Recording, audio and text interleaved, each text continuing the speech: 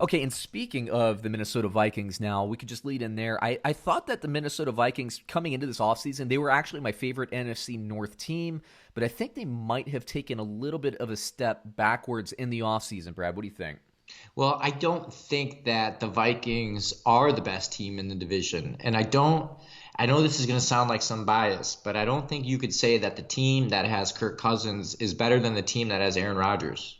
Like, I don't know. It's a bit of a stretch for me, even though they're pretty damn good and they've been pretty damn good. Also, they just lost Diggs, right? That's the thing is before that we were just talking about Devontae Adams and the struggles of the Green Bay Packers. You know who's the guy who's going to be catching passes behind him. Dude, Diggs is awesome. Diggs is good. Now they got a lot for Diggs. I think that was a trade that they really couldn't walk away from, and I think that shows you that this franchise really was committed to making Diggs like on the team because what the Buffalo they gave up like a first they gave up like 4 picks or something. They get like a pick back and of course the player and I think it's a good move for Buffalo too to add some talent on that team opposite John Brown for Josh Allen. But that's another discussion for another day. What I'll say is long term, I think Minnesota got better with that trade. Short term, they take a step back. There's no question about it. Right. Now, Adam Thielen is going to be the leader of that offense, but we saw it last year in New Orleans and in Green Bay, and actually in Houston when they had DeAndre Hopkins and Will Fuller was hurt.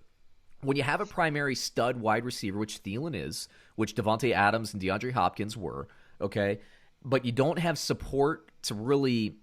I feel like, look, that the receiver's always going to get his. Thielen's going to have a nice year. But where offenses really take a step forward is, okay, the defenses are keying in to try to stop this guy. If you have another talented guy on the other side, he's going to be able to take advantage of the off coverage, and they're going to help each other. And now Minnesota trading Diggs, where do you go? Do you go to BC Johnson? Do you try to get somebody in the draft? It's not going to be good for them. It's not going to be at all. Diggs was a playmaker, man. That guy balled out. Yeah. And I think he was underrated, if that's even possible. I think he was, and he fell out of favor because him and the organization. Look, I think Diggs. I think it was bad. Honestly, I think it was bad for him on Diggs. I think this is like not as bad, but some of what you saw with Antonio Brown in Pittsburgh is like, you think you're so good, I'm going to go somewhere else and put up better numbers. I'm going to make this offense better. Maybe. Okay, yeah. Odell Beckham coming from the Giants over to the look. Grass isn't always greener, and I think wide receivers kind of fall into that trap more so than anybody else. They had a really nice offensive structure, and talking about top to bottom. They have better tight ends than Green Bay does. The quarterback, I would still say Aaron Rodgers is better than Kirk Cousins. But I would say Dalvin Cook is better than Aaron Jones. I like the running game better. Gary Kubiak taking over the offensive play calling coming to this year. I don't think it's a downgrade. Maybe not an upgrade because I like what Stefanski did, but Kubiak already had his hands in on this, being an offensive basically consultant. Whatever assistant title he had his fingers in it. I like Kubiak. I like the Shanahan system. That helps prop up some maybe lesser talented wide receivers. I still think Minnesota is a very good team. I still think they're definitely a playoff team. What I will say is the trade of Diggs this year, I was saying Minnesota was going to be my favorite team in the division, but them trading Diggs moves them behind Green Bay to me. Still a very good team, still a playoff team, but I think they're the second team in this division again. Although I will say, a little devil's advocate, though, I do think the defense will be better this year. I don't think the passing and defense for Minnesota was uncharacteristically bad last year. They had some injuries and all that stuff. They will be better. So across the board, outside of a receiver, they'll get better. And it's up to Kubiak now to say, hey, look, I'm going to put in and install some passing concepts to make this team a little bit better. Yeah. It'll be interesting, though. Very interesting. That's for sure. Yeah. Very interesting division. Maybe I'm biased, but it's always curious. Dude, Kirk Cousins, by the way. Kirk Cousins, right? So everybody's like dogged that contract when he got it. I think it was 3 years, $27 million guaranteed. I think he's in the last year of that deal. It was $27 million. $27 million doesn't look that bad anymore at quarterback, and that's how quarterback works. But let me run through his statistics for you. So last year, when everybody dogged him, and they were 8-7-1, right? 70% passing, 4,300 yards, 30 touchdowns, 10 interceptions, right? This year, he did have some signature wins, Brad, some big regular season wins, that playoff win against Drew Brees and a very talented New Orleans team. Yep. 69% Yeah, they did passing. win that game. He definitely evolved as a quarterback, so I'm not going to be as harsh on him. I mean, it took a little bit longer than we wanted to see now, Yeah, but right. 69% passing, 3,600 passing yards because the team focused more on rushing.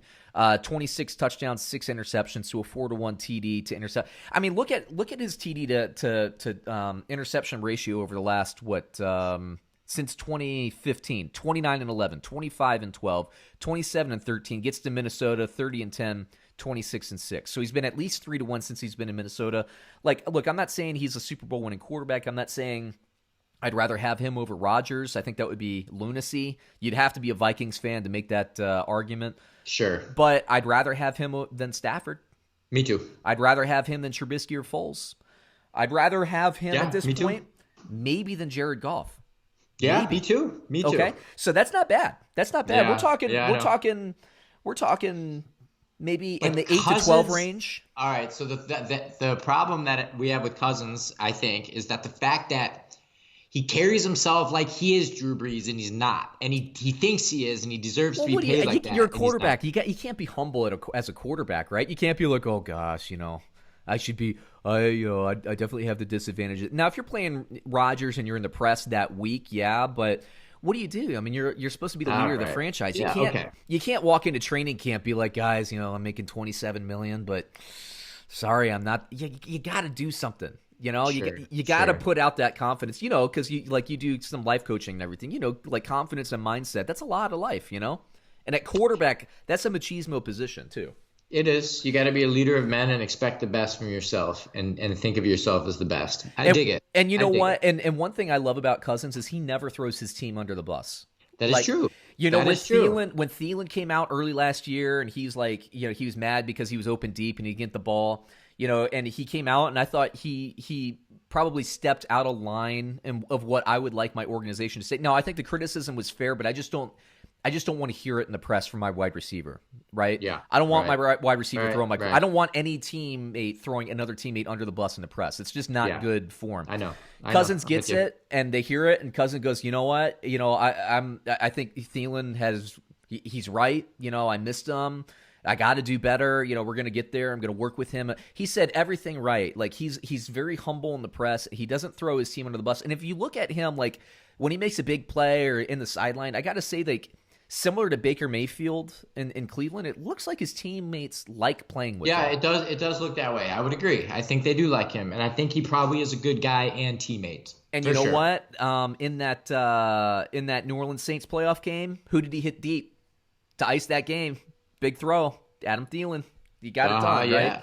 Yeah. So, he stepped up, and as somebody who watched with interest the RG3 to Kirk Cousins transition and how the Redskins bungled it, and kind of being a fan, because I always felt like the Redskins were just idiots in that situation, basically. And so and the Gruden brothers both just hate their quarterback, no matter who it is. It doesn't matter. You could have Joe Montana at quarterback, and they'll find something to not like about him. Sure. So he just never got any love, and he never carried it poorly. And that's to me like what I would want, like organizationally, whether it's business or whatever. He never came out and was just like, why don't they like me or whatever.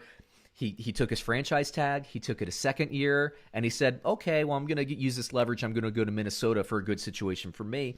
And he took the criticism like a man, because I think he did, and I think it was fair criticism in the press. He took it like a man, and he stepped up, man, and he punched some people right in the jaw. He really did. I give you that. He's a fighter. So I like it. I respect the guy. I have a soft spot for him because I think he was dogged in Washington unfairly by the organization and his coach, especially at the end there. You see what Washington's going through now. And by the way, I think that's what the Cowboys are going to be going through in 2 or 3 years now that they're franchised Dak. If you're Dak Prescott, I came out with a video on this. You're Dak Prescott, okay? Just pretend you're him. And this is what I'm trying to explain to people because everybody's talking to me like I'm an idiot. Coward came out and said franchising Dak is the right thing to do. It's not the right thing to do. It's the stupidest thing to do. Now, conventional wisdom would say it's the right thing to do, but let me tell you why it's wrong, Brad, okay? And case in point, I can sum this up in a minute. Okay, I'm the Dallas Cowboys, Brad, okay? I'm the GM. I'm Jerry Jones, or Steve Jones, or whoever you think it is, but I'm the Cowboys. You're Dak Prescott, right? I'm going to give you, Brad, $33 million check this year, okay? You have it in your pocket. What can I offer you in a long-term extension to to make you give me that $33 million check back? How much guaranteed money do I have? Because remember, Dak Prescott, a guy who bet on himself last year, made $2 million instead of signing a $100 million extension last year, right? He played for $2 million bet on himself, just like we saw with Kirk Cousins in Washington, okay? So this is your temperament, right? You know that you're going to be able to test free agency again next year. So what do I have to pay you? What do I have to give you in guaranteed money for you to give me that $33 million check back and say, I'm not going to test free agency for another 4 years? Right. What do I give you? What money makes it back? On top of this, Brad, you're Dak Prescott. You have this $33 million check in your left hand, stage right. So your right hand, whatever you want to say. My left hand, stage right. On top of this, you're Dak Prescott. You know you're going to do as well or better in the system next year because you have that confidence in yourself. So if I play this well, right? Dallas doesn't think that I'm worthy of a long-term guaranteed contract now. So they want me to prove it for another year. Okay, so you have this chip on your shoulder. You're saying all the right things in the press, but you're a confident guy, man. You've won everywhere you've gone. You have this $33 million check, and you, Dak Prescott, know that, hey, Dallas is going to either have to pay me a ton of money or franchise me again. And next year's franchise is going to be a 20% raise, so that's going to be a $39.6 million check in your right hand. Okay, $72 million worth of checks in 2 years. What can Dallas offer him in guaranteed money to say, I'll take $72 million for 2 years, and then I'll test free agency and get a long-term extension in year 3, just like Kirk Cousins did? It's impossible. If you're Dallas, you have to at least offer $100 million, right? I'm talking guaranteed. Well, for sure. The Russell Wilson contract that everybody, is the gold standard contract, $35 million, right? $35 million a year on average, the base salary and the signing bonus and all that. But it's $35 million guaranteed and all that stuff. That's the gold standard contract that everybody's freaking out about, right? The NFL just signed a CBA that is going to import gambling money. The NFL and the business people in the NFL think that this is going to grow the league by like 25% or more. So in 2 or 3 years, when this gambling money starts coming in, the salary cap is going to raise astronomically. So now you're the Dallas Cowboys, and you're nickel and diming Dak Prescott over, $5 million a year, basically, is what they're nickel and diming each other over, because you don't want to devote this much money to Dak Prescott. The safest thing for Dallas to do, I've been saying this, and for any team with a quarterback that's coming up, just pay the freaking quarterback the money. Because if you franchise the quarterback, you're screwed. You can't re-sign him unless you're going to guarantee out your butt. And nobody's going to guarantee that. So everybody's stuck in thinking that this is the NFL business of the 1990s and early 2000s. The game has changed for quarterback. If you franchise a quarterback, you can't re-sign him. Because Dak Prescott knows he's going to get $70 million in 2 years and then be able to get another $150 in free agency in year 3. He's going to make $200 million over the next probably 3 years. It's not possible. It's so stupid. And it's driving me nuts that nobody's figured this out yet. And when I come out with this stuff on YouTube, everybody's saying to me I'm an idiot, that of course you got to franchise Dak. It's the wrong thing to do. I'm talking about the least risk financially, even if Dak Prescott sucks. The least risk. But he doesn't suck, but even if you sign, this is my point. Even if you sign him to a 5 or 7 year deal with crazy money guarantees, even if you do that, okay, and he sucks, and he never starts for you, that is still the least risky thing financially for you to do, especially with the new CBA money coming in. Yeah, sure. So it's riskier to give him the franchise tag over and over and over. Yeah. They've completely boxed themselves in the corner. All of the leverage is with Dak Prescott now, and he's gonna get some serious money somewhere. Oh yeah. For sure. We'll see, man. We'll see. And by the way, speaking of Dak Prescott, and we talked some NFC North, and we'll wrap it up with this. Mike McCarthy, you know how you and I were kind of I don't know if this is the right fit. So I'm into stats for the Fantasy Football Almanac, and I started reviewing McCarthy's years, especially as they transition from Favre over to Rodgers. And I got to say, man, McCarthy did a really interesting job of, this is back when they had Ryan Grant and these kind of unheralded running backs, putting up really nice numbers. McCarthy will run the ball with Zeke. I was a little bit worried about that. This is going to be a better team. And I hope for Dak's sake that he uses his legs a little bit more, but if he's playing on a 1 year deal, maybe he doesn't want to shred his knee. So who can blame him? There you go. All right, man. Well, that wraps it up. You got anything else for the crowd before we head out? Stay safe out there, kiddies. Yes, yes. Stay healthy. Take it seriously. Stop going to the gym, and maybe go onto the online stream if you're a churchgoer, instead of getting coughed on into your mouth. Right? Anyway. Yeah, everybody. Hey, thanks for watching. Hopefully, we got some futures bets still to make, but go out, make some bets, and get paid.